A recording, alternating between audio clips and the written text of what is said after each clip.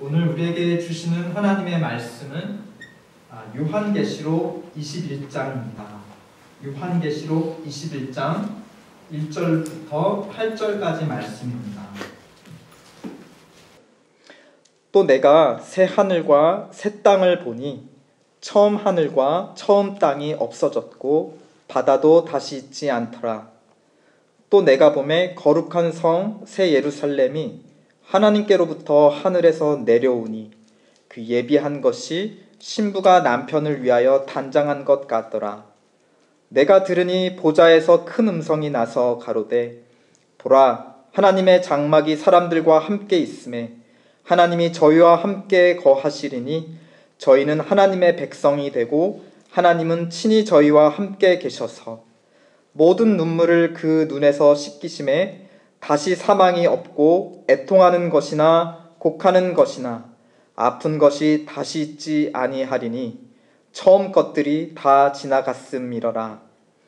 보좌에 앉으신 이가 가라사대 보라, 내가 만물을 새롭게 하노라 하시고 또 가라사대 이 말은 신실하고 참되니 기록하라 하시고 또 내게 말씀하시되 이루었도다. 나는 알파와 오메가요 처음과 나중이라. 내가 생명수 샘물로 목마른 자에게 값없이 주리니 이기는 자는 이것들을 유업으로 얻으리라. 나는 저의 하나님이 되고 그는 내 아들이 되리라. 그러나 두려워하는 자들과 믿지 아니하는 자들과 흉악한 자들과 살인자들과 행음자들과 술객들과 우상 숭배자들과 모든 거짓말하는 자들은 불과 유황으로 타는 못에 참여하리니 이것이 둘째 사망이라. 아멘. 오늘 우리가 대하는 성경의 마지막 책은 요한계시록입니다. 이 요한계시록은 앞으로 되어질 일들에 대한 하나님의 계시고 말씀입니다. 잠시 1장 1절을 보시면 이렇게 기록이 되어 있는데요. 예수 그리스도의 계시라 이는 하나님이 그에게 주사 반드시 속히 될 일을 그 종들에게 보이시려고 그 천사를 그 종 요한에게 보내어 지시하신 것이라. 반드시 속히 될 일, 앞으로 이루어질 일들에 대한 예언이라는 것입니다. 그런데 앞으로 이루어질 일만 기록된 것은 아니에요. 그 밑에 1장 19절을 보면은 그러므로 이제 요한의 고백입니다. 그러므로 요한에게 하신 말씀인 명령인데 네가 본 것과 이제 있는 일과 장차 될 일을 기억하라. 그러니까 하나님께서 무엇을 보여주시냐? 장차 될 일만 보여주신 것이 아니라 지금 이제 있는 일, 지금 벌어지는 일도 보여주시는데 이것을 기록하라 하십니다. 그러므로 이 요한계시록에는 지금 현재 일어나고 있는 일들도 기록이 되어 있죠. 그런데 또 자세히 읽다 보면은 미래의 일과 과거의 일만 기록한 것이 아니라 과거의 일들도 기록하고 있는 것을 우리는 알 수가 있어요. 계시록을 읽다 보면 여러 재앙들이 나오잖아요. 무시무시한 재앙들이 나오는데 그 재앙들을 읽다 보면은 출애굽기 사건 때 하나님께서 애굽 신들을 심판하기 위해서 벌하신 10가지 재앙의 이미지들이 반복돼서 나옵니다. 또 새 하늘과 새 땅에 대해서도 약속해 주시는데 요한계시록에서만 처음 약속하시는 것이 아니에요.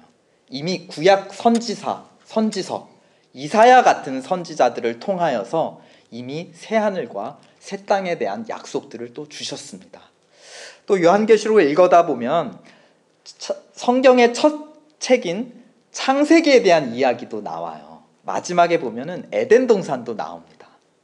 그러니까 과거에 이미 일어난 창세기부터 구약 선지자를 통해서 출애굽기 또 구약 선지자들을 통해서 이미 일어난 일들이 마치 반복되는 같이 요한계시록에 기록되어 있어요. 그러니까 요한계시록은 과거에 일어났던 일을 통해서 현재 일어나는 일들이 반복이 되고 또 그걸 통해서 우리는 무엇을 알 수 있다라는 거죠? 미래를 알 수 있다라는 것입니다. 그 말은 과거와 현재와 미래가 일정한 질서와 원리와 계획에 따라서 서로 연결이 되어 있고 이어져 있다는 뜻이며, 그 말은 한 분의 주관자가 이 역사를 자기의 계획과 뜻대로 이뤄가고 있다는 것을 우리에게 나타내 줍니다. 또 한편 과거에 하나님께서 주관하신 일이나 현재 하고 계시는 일이나 앞으로 행하는 일들이 서로 비슷하다라는 것은 하나님에 대해서 우리에게 무엇을 가르쳐 주죠? 하나님은 그 성품과 약속하신 것에 대해서 어떠시다? 변함없으시고 신실하시다. 에너지 고갈과 환경 파괴, 기후 변화, 동성애 합법화 등 세상은 종말을 향해 폭주하는 기관차 같습니다. 이 세상이 어떻게 될 것인가? 또 내 인생만을 보더라도 죽음 넘어서 무엇이 나를 기다리고 있을까? 그 종말을 준비하기 위해 나는 오늘 무엇을 어떻게 해야 하는가? 이 모든 미래에 대한 대답은 어디에 숨겨져 있다는 말이기도 하죠. 이미 일어난 과거에 숨겨져 있다라는 것입니다. 그러니까 하나님께서 과거에 행하신 역사를 알면 우리가 종말을 알 수가 있고, 그 과거와 태초와 종말 사이의 현재 우리가 어떻게 살아가야 하는지, 그 종말을 어떻게 준비해야 되는지를 우리는 알 수 있다라는 것입니다. 우리가 이제 올해 연초부터 지금까지 성경을 일독해 오고 있습니다. 또 개인적으로 다 읽지 못하셨더라도 소그룹을 통해서도 이제 나누는 그 말씀들을 들으셨을 것이고, 또 매주 이 공예배를 통해서 우리가 40여 차례 주요 성경의 본문들을 지금 창세기부터 쭉 이어서 오늘 마지막 책 요한계시록까지 왔습니다.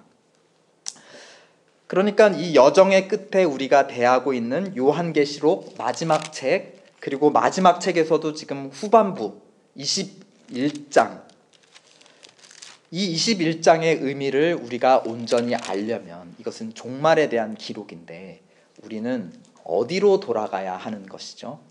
가장 끝을 알기 위해서는 태초로 돌아가야 하는 것입니다. 그러므로 잠시 우리는 성경의 첫 번째 책, 그리고 첫 번째 이야기로 한번 돌아가 봅시다. 왜냐하면 이 처음 이야기와 마지막 이야기, 태초와 종말이 서로 마주쳐 울리면서 하나님의 진리의 말씀을 전하고 있는 것입니다. 현재를 살아가고 있는 우리를 일깨우시는 그 소리, 종말을 준비하라고 우리를 깨우시는 그 소리를 오늘 태초의 이야기와 종말의 이야기를 통해 한번 듣고자 합니다. 성경의 첫 번째 이야기는 바로 하늘과 땅을 창조하신 이야기이죠. 태초에 하나님이 천지를 창조하시느니라. 근데 이제 이사야 66장에 의하면, 이사야 선지자에 의하면 하나님은 이 세상을 무엇으로 지으셨느냐? 자기가 거하시는 집으로 지으셨다. 즉 성전으로 지으셨다라고 우리에게 가르쳐 줍니다.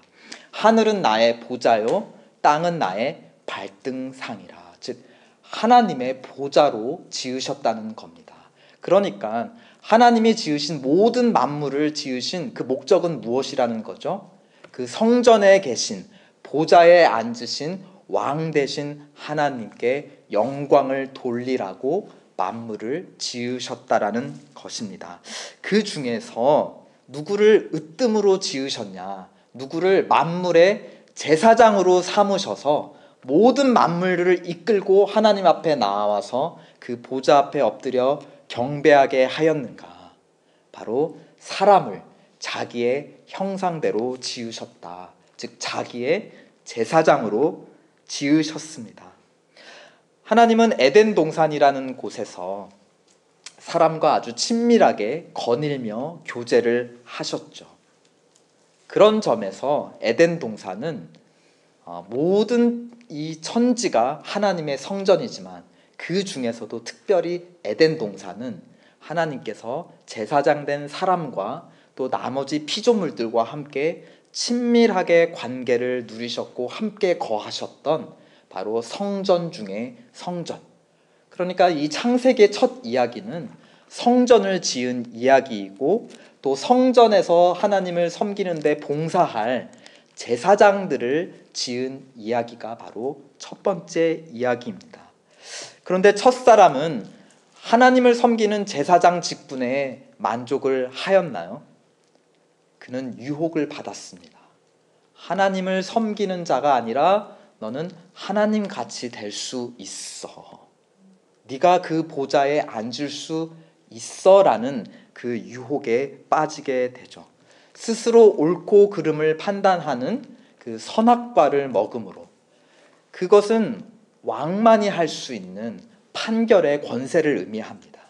그러니까 무엇이 옳고 그른지, 내가 어떤 선택, 어떤 길을 가야 되는지를 옳고 그른 것을 스스로 판단할 수 있는 자기 인생의 주관자가 되었다라는 것이 그 선악과를 따먹었다라는 의미인 것입니다. 그 결과 하나님을 섬겨야 될 제사장이 도리어 하나님같이 되려 한 그 범죄로 말미암아 그는 어떻게 되죠? 첫 번째 성전 에덴 동산에서 추방을 당하게 됩니다. 이후로 그 아담에게서 태어난 모든 인류는 사실 성전 밖에서 태어난 셈이 됩니다. 에덴 동산을 잃어버리고 에덴 동산 밖에서 태어난 거죠. 성전은 단순히 장소가 아니라 하나님과의 친밀한 관계를 의미합니다. 그러니까 에덴 동산 밖에서 태어난 모든 인류는 하나님을 온전히 알지 못하고 하나님을 온전히 경배하지 못합니다. 하나님을 섬기는 대신 도리어 누구를 섬기게 되죠? 피조물들, 자기가 다스려야 되는 피조물을 오히려 거꾸로 섬기는, 이렇게 업사이드 다운, 하나님을 아래로 두고 아래에 있던 피조물을 위로 왕으로 섬기는 그러한 대혼란의 시대를 겪게 됩니다. 그리고 하나님을 온전히 섬기지 않는 그 죄로 말미암아 하나님의 진노 아래 인간은 죽음을 경험하게 되었습니다. 이것이 성경이 전하는 첫 번째 이야기입니다.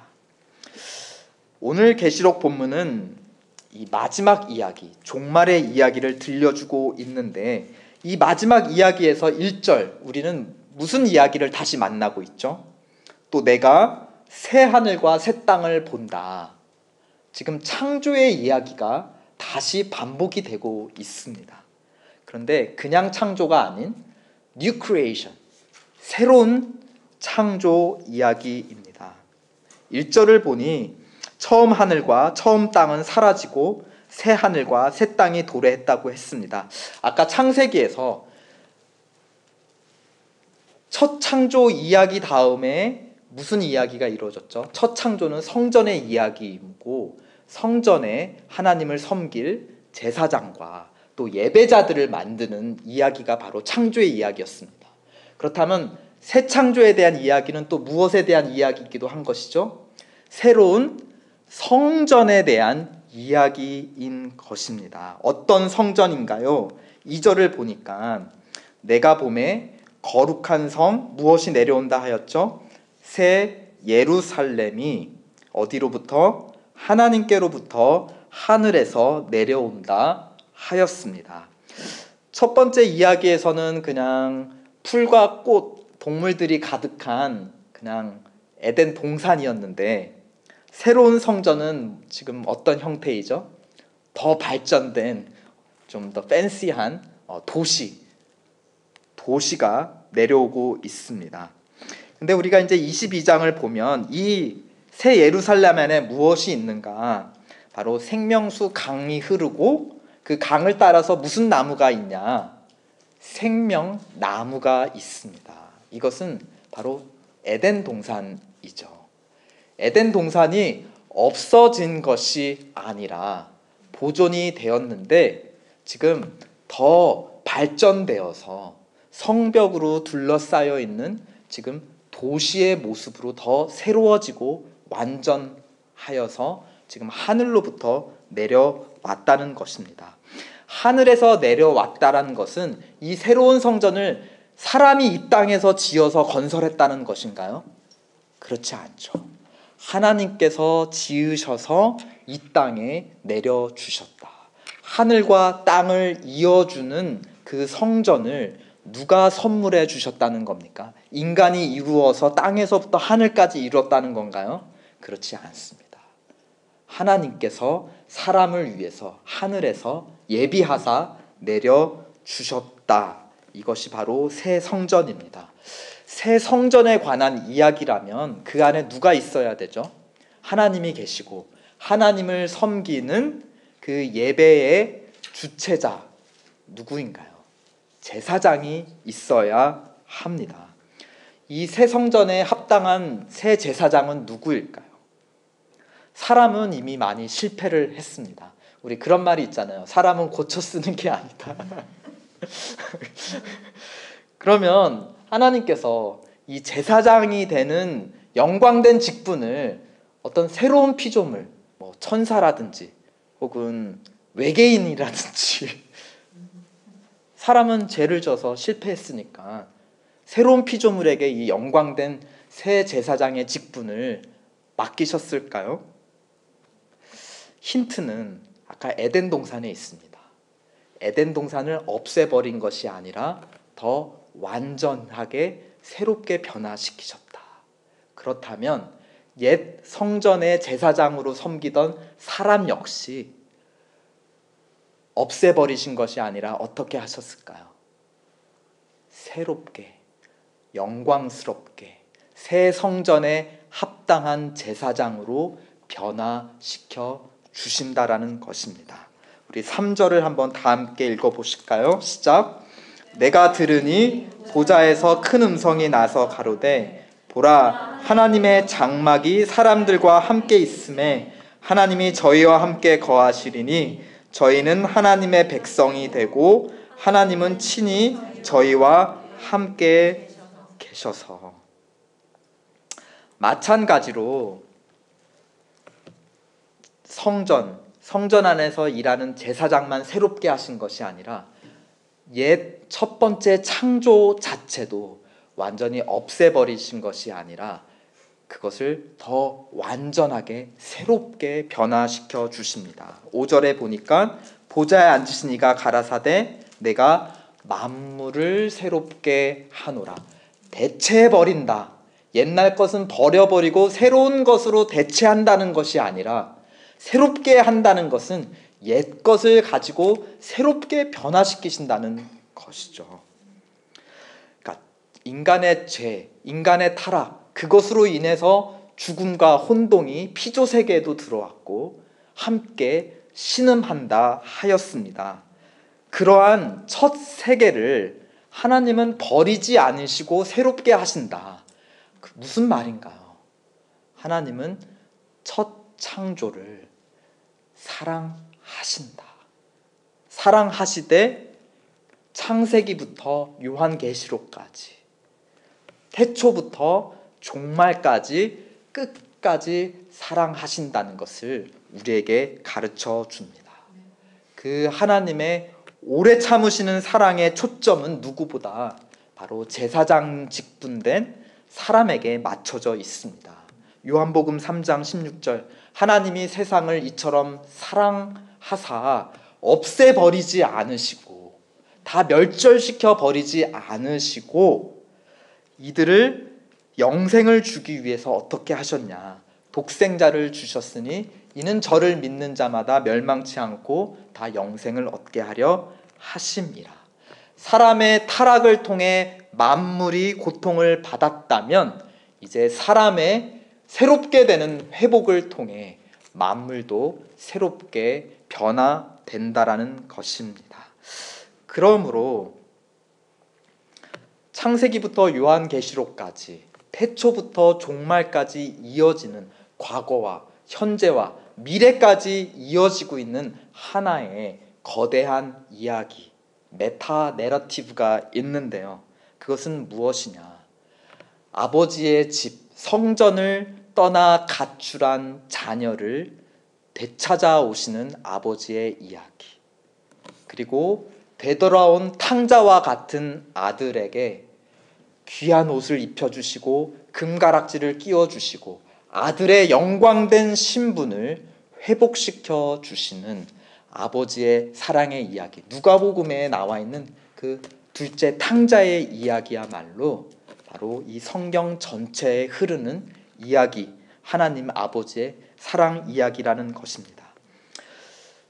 7절에 보니까 마침내 그렇게 변화되어서 하나님의 집으로 돌아와 이제 자녀로, 상속자로 영광을 얻는 그 사람들을 일컬어 무엇이라고 부르고 있나요?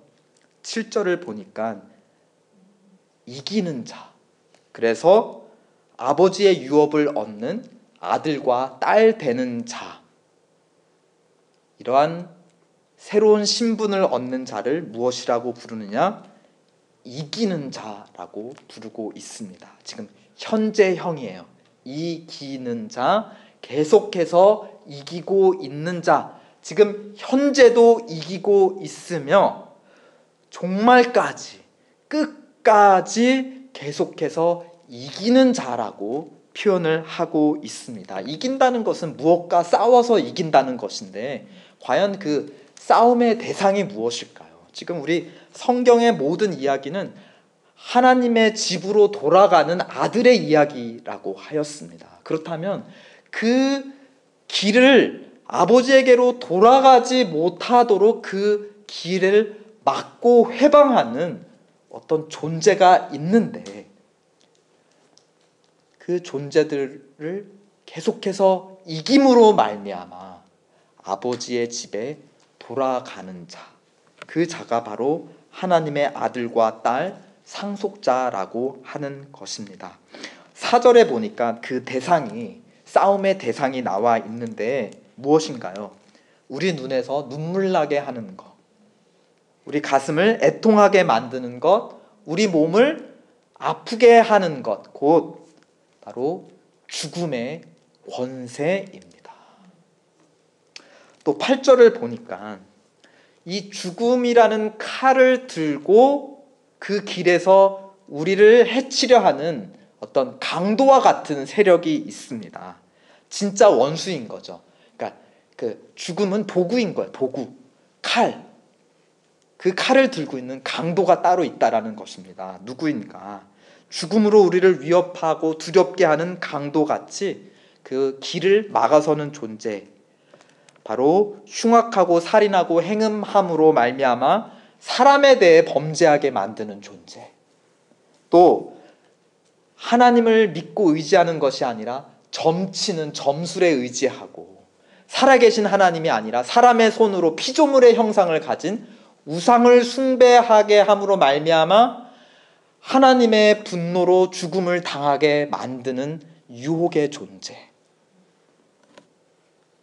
그래서 자신의 권세 아래 하나님에게 보내는 것이 아니라 자기의 권세 아래 꼭꼭 잡아두려고 하는 하나님의 대적자, 바로 그 앞장 20장 요한계시록 20장 10절에 그 존재의 정체가 명확하게 밝혀져 있습니다. 뭐라고 나와 있죠? 또 저희를 미혹하는, 그 길을 가지 못하도록 미혹하는 누구입니까? 마귀. 그 마귀가 불과 유황못에 던지우는데 거기는 누구도 있습니까? 그 짐승과 거짓 선지자 하나, 이렇게 세 세력이 있습니다. 마귀는 누구냐? 요한계시록과 이 성경 전체를 보면 원래는 하나님을 섬기는 천사였는데 이 역시 하나님의 영광을 탐해서 천사의 자리에서 쫓겨난 존재, 바로 사단이었습니다. 마치 첫 번째 사람 아담과 굉장히 비슷하죠. 하나님의 제사장으로 부르셨는데 하나님같이 데려다가 에덴 동산에서 쫓겨나지 않았습니까? 그러니까 사단이 아담을 미혹해서 자기와 똑같은 길을 가도록, 하나님이 창조하시고 부르신 자기 자리와 직분에서 벗어나도록 미혹한 존재가 여기 마귀로 표현되어 있는 사단입니다. 근데 이 사단은 결코 혼자 활동하지 않습니다. 짐승이라는 존재가 있는데 이 계시록을 읽다 보면 누구이냐? 바로 사단의 권세를 받아서 사단의 권세를 부림으로 말미암아 사단의 나라를 확장하는 행동대장, 군대장이 바로 이 요한계시록에는 짐승이라고 표현되어 있습니다. 또 거짓 선지자 역시 이 사단의 권세를 찬양하는 존재. 그래서 사람들로 하여금 저 사단이야말로 참 하나님이라고 사람들을 미혹하는 거짓 선지자, 거짓말하는 증언자가 바로 또 다른 짐승인 이 거짓 선지자입니다. 그러니까 마귀와 두 짐승이 한 팀을 이루어서 지금 하나님의 백성들을 자기의 백성 삼으려고 미혹하고 있다는 것입니다. 근데 이거 어디 많이서 좀 들어보지 않았나요? 비슷한 거 어디서 발견할 수 있죠? 성부, 성자, 성령. 성자께서 성부의 뜻을 행하려고 권세를 받아 이 땅에 내려오셔서 행하셨죠. 그 이후에 성령이 그 성자가 누구이신지 성부가 누구이신지 하나님의 나라가 어떻게 임하는지 증언을 하는 역할을 합니다.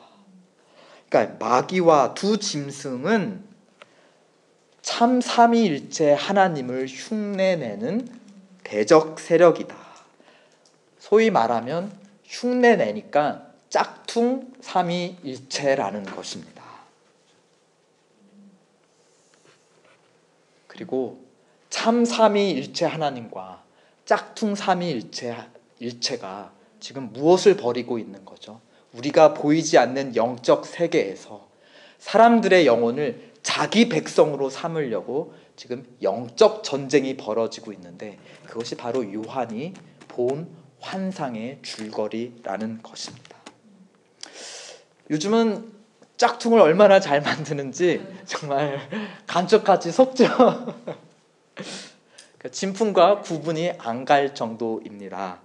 그런데 친구가 맨 명품 가방이 짝퉁인 것을 친구가 알게 되었어요. 야, 너 그거 짝퉁이었잖아. 나 진짜인 줄 알았어. 야, 지금까지 감쪽같이 속아왔잖아. 얼마나 진품하고 똑같냐. 이렇게 감탄을 한 겁니다. 그러니까 짝퉁의 본질은 무엇이죠? 흉내내기, 속임수입니다. 그러니까 또 짝퉁을 향한 최고의 찬사는 뭐냐? 너 뻥 진짜 잘 친다. 진품인 줄 알았다. 그러니까 결국 짝퉁을 향한 최고의 찬사는 짝퉁을 향한 패배의 선언과 마찬가지입니다. 짝퉁은 결코 진품을 넘어설 수 없다. 최고가 되어봐야 어디까지인가요?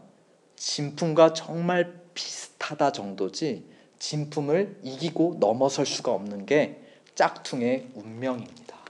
그 같은 운명이 바로 짝퉁 삼위일체 사단과 그의 졸개들의 진실이라는 것입니다. 사단은 거짓의 아비라 하였습니다. 속임수, 하나님을 흉내내는 것. 그래서 하나님의 영광을 자기가 취하려고 하고 사람들을 미혹해서 자기가 하나님인 양 사람들을 끌어오는 것이 사단의 본질이라는 것입니다. 그런데 그 짝퉁 삼위일체, 거짓 삼위일체는 어떠한 종말을 맞게 되죠? 결국은 진품 앞에서, 진짜 삼위일체 하나님 앞에서 패배하게 됩니다. 20장 10절 한번 다 함께 읽어보실까요? 시작. 또 저희를 미혹하는 마귀가 불과 유황못에 던지우니 거기는 그 짐승과 거짓 선지자도 있어 세세토록 밤낮 괴로움을 받으리라. 짝퉁의 끝은 패배요 부끄러움과 굴욕뿐입니다. 그리고 짝품을 메고 다닌 사람도 나중에는 결국은 부끄러움과 굴욕을 당하게 된다. 거짓 삼위일체를 따라가고 경배한 그의 백성들은 사단과 함께 영원히 꺼지지 않는 불못에서 두 번째 사망을 당한다. 8절에 기록이 되어 있습니다. 즉 두 번째 사망이라는 것은 육신의 죽음 첫 번째 사망 이후에 부활을 입고 나서 영적인 죽음을 영원토록 당한다는 것인데, 이것은 다름 아니라 하나님의 임재로부터, 하나님의 나라로부터 영원히 추방되는 것을 의미한다는 것입니다. 그러므로 그것이 지옥이라면 이 지옥은 종말의 것만은 아니에요. 미래의 것만은 아닙니다. 지금 현재도 우리가 살아가면서 하나님의 임재 밖에서 살아가고 있다. 하나님을 모르는 채로 살아가고 있다면 이미 지옥에서 살아가고 있는 것과 마찬가지라는 것입니다.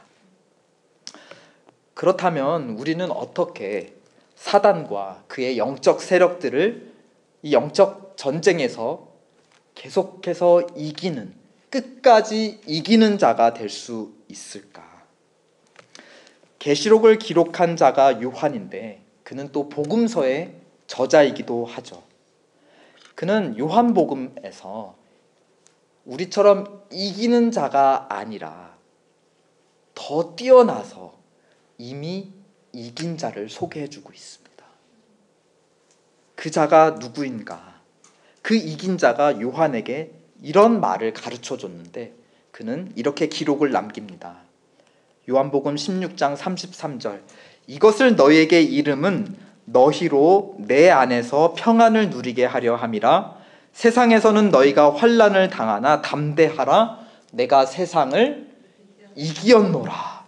이미 이기었다라고 하고 있습니다. 여기서 이긴 세상은 하나님이 사랑하신 그 첫 번째 창조의 세상이 아니라 사단과 그의 세력들이 권세 부리는 사단의 영역을 말하는 것입니다. 어떻게 이기셨는가? 죄가 없으신 하나님의 아들 예수 그리스도께서 사람이 되셨고 모든 죄인을 대표해서 그들이 받아야 될 죽음을 대신 받으셨습니다. 그런데 하나님이 죽음이 삼킨 것은 무엇이었죠? 죄가 없으신, 의로우신, 영원한 생명을 지니신 하나님의 아들이었고, 이 사망은 영원한 생명인 예수 그리스도를 가둬둘 수가 없었습니다. 안에서부터 바깥으로 터져 나오게 된 것이죠. 그것이 바로 예수님의 부활입니다. 죽음은 지금까지도 어떤 사람도 가둬두고 놓친 적이 없었어요. 빠져나올 수 없는 감옥이었습니다.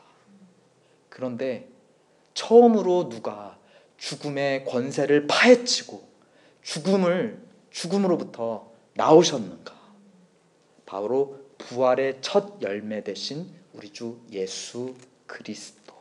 그는 세상을 이미 이긴 자라는 것입니다.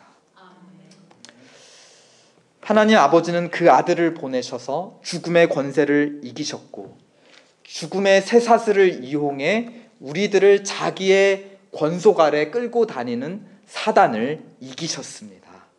그렇게 예수 그리스도는 우리로 하여금 하나님 아버지에게로 돌아가는 처음 길을 열어주셨습니다. 그리고 또 성령을 보내셔서 그 길을 끝까지 갈 수 있도록 우리를 도와주고 계십니다. 성부, 성자, 성령, 참 하나님의 나라는 십자가와 무덤에서 이미 사단의 나라를 이기셨습니다. 그리고 예수님께서 영광 중에 재림하실 때 그 최후의 승리를 선언하실 것입니다. 그러므로 우리는 어떻게 계속 이기는 자가 될 수 있는가? 이미 이긴 자에게 항복할 때, 그리고 그의 편이 될 때 우리 역시 이길 수 있는 자로 변한다라는 것입니다. 요한은 또 다른 그의 글에서 이렇게 반문합니다. 요한일서 5장에 대저 하나님께로서부터 난 자마다 세상을 이긴다. 예수께서 하나님의 아들이심을 믿는 자가 아니면 세상을 이길 수 있는 자가 누구냐? 계시록 12장 11절에서는 예수 그리스도의 군사로 사단의 권세를 이기는 무기와 그 방법에 대해서 이렇게 가르쳐 줍니다. 여러 형제가 어린 양의 피와 자기의 증거하는 말을 인하여 저를 이기었으니 그들은 죽기까지 자기 생명을 아끼지 아니하였다. 예수 그리스도의 보혈을 믿는 믿음은 나에게 승리를 가져다 줍니다. 그러나 그 보혈에 대한 무엇? 증거는 그 증거를 받는 내 이웃을 승리로 인도해 준다는 것입니다. 그리스도 예수의 보혈을 믿는 믿음, 그리고 그것에 대한 증거, 이것이야말로 사단의 권세를 이기는 자에게 주신 하나님의 무기인 줄로 믿습니다. 우리 지난달 10월에 아틀란타 지역에 무슨 경사가 있었죠? 애틀란타 브레이브스 프로야구팀이 월드시리즈에서 우승했습니다. 이긴 자가 되었어요. 챔피언이 되었어요. 그러니까 애틀란타 도시에 사는 사람들과 조지아주에 거주하는 사람들이 마치 자기가 챔피언이냐 엄청 막 기뻐하고 막 그 카 퍼레이드 벌이고 막 그랬습니다. 사실 뭐 우리가 경기한 적 있어요. 우리가 가서 뭐 공을 한번 던져봤어요. 배트를 한번 휘둘러봤어요. 뭐 저는 잔디밭 한번 밟지 못해봤습니다. 그런데 챔피언 팀의 연고 지역에 살고 있다라는 그 지역에 소속되어 있다는 이유 하나만으로도 우리는 챔피언이 되었다라는 것입니다. 단 며칠 뿐이었죠. 근데 사실 여러분, 선수들은 아주 천문학적인 우승 상금을 받았습니다. 근데 여러분 뭐 1달러라도 혹시 받으셨나요? 받은 게 없어요. 그래도 우리는 그 영광을 함께 누리고 이긴 자, 챔피언이 되었습니다. 하나님은 십자가에서 홀로 승리하셨습니다. 제자들이 도와주었나요? 예수님이 십자가에서 사단의 권세를 이기는데 제자들이 한 사람이라도 힘을 보태주었나요? 제자들은 다 도망갔습니다. 이 십자가의 승리는 하나님께서 홀로 이루신 승리였습니다. 새 하늘과 새 땅, 그리고 새 성전인 새 예루살렘, 사람이 지었나요? 하나님께서 홀로 지으셨습니다. 새 하늘과 새 땅에 거하며 새 성전에서 만물을 앞서 인도하며 하나님께 영광을 돌리는 새로운 하나님의 백성들, 스스로 거듭났나요? 하나님께서 홀로 변화시켜 주셨습니다. 그럼에도 불구하고 하나님은 자기의 나라와 권세와 그 영광을 우리와 함께 넘치도록 나눠 주십니다. 이제 마치는데요. 계시록 앞부분인 2장에 보면 우리가 잘 알고 있는 현재를 살아가고 있는 당시에 소아시아의 7교회를 향해 메시지를 전해 주십니다. 근데 메시지 끝마다 무엇을 약속하시냐? 교회와 성도들에게 어떤 하나님의 영광과 유업이 약속으로 주어질지에 대해서 가르쳐 주세요. 약속하세요. 하나님께 속한 영광, 권세, 나라. 그런데 이러한 유업을 나눠 받을 그 7교회를 매번 한 교회 한 교회마다 끝에 가서 무엇이라고 부르느냐? 나중에 한번 찾아보세요. 항상 이기는 자라고 부릅니다. 누가 이기는 자입니까? 이미 이긴 자, 하나님께 속한 자가 이기는 자입니다. 그런데 그 이기는 자가 또 누구라고 말하는 거죠? 교회 공동체가 이미 이기는 자라는 거예요. 그러니까 교회는 누구라는 겁니까? 이기는 자 된 교회는 누구에게 속한 자라는 겁니까? 이미 이긴 자, 하나님께 속한 자가 교회입니다. 우리는 홀로 이기는 자가 아닙니다. 하나님과 함께 이기는 자이며 교회로 한 몸으로 부름받은 내 옆에 성도들과 함께 이기는 자입니다. 그러므로 이긴 자 하나님 안에서 우리는 이기는 자 교회로 살아갑시다. 홀로가 아니라 함께 이겨 나갑시다. 여기서 좀 콩글리시로 좀 마무리를 하겠습니다. 우리 이기는 자 되는 여러분, 파이팅! 파이팅! 콩글리시죠. 파이팅! 이기는 자 됩시다. 우리 이 시간 하나님의 보좌 앞에서 우리의 모든 것을 드려 하나님의 편이 되겠습니다. 하나님께 항복할 때, 하나님께 패배를 선언할 때 우리는 비로소 하나님 안에서 승리자가 될 수 있습니다. 하나님, 항복합니다. 내 모든 것 하나님 앞에 드립니다.